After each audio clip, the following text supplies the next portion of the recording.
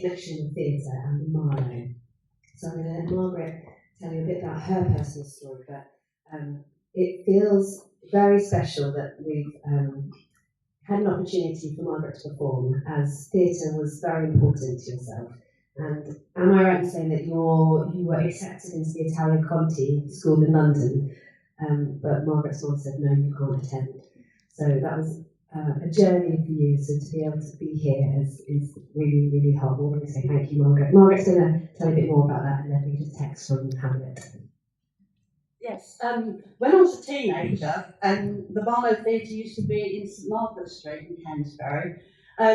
At weekends, they used to hold what they used to call a Marlowe Theatre Playgoers Club. And here used to be the Odeon Cinema.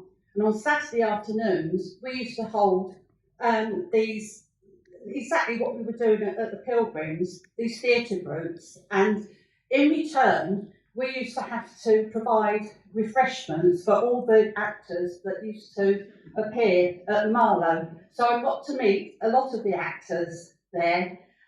Used to get a few tips off of them, but it was a real eye-opener, and it's just stayed with me for the rest of my life. So, yeah.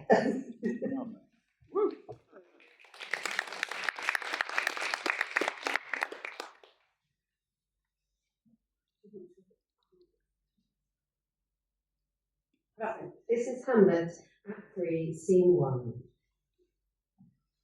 To be or not to be, that is the question.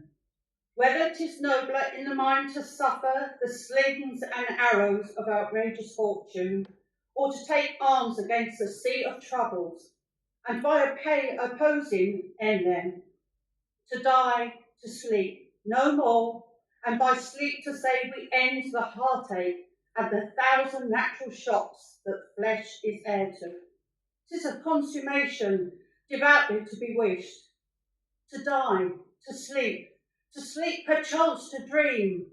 Aye, there's the rub.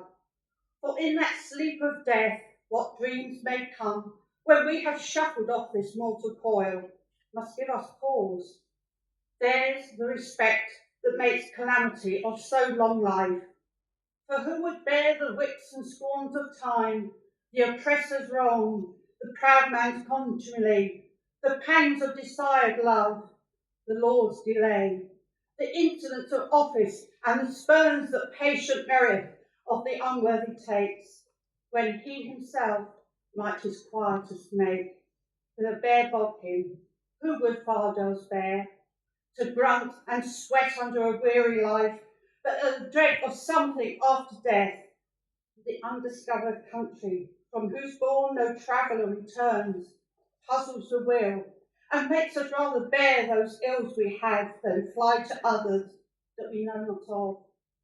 Thus conscience doth make cowards of us all, and thus the native hue of resolution is sickled over the pale cast of thought, and enterprises of great pith and moments with disregard their currents turn awry, and lose the name of action.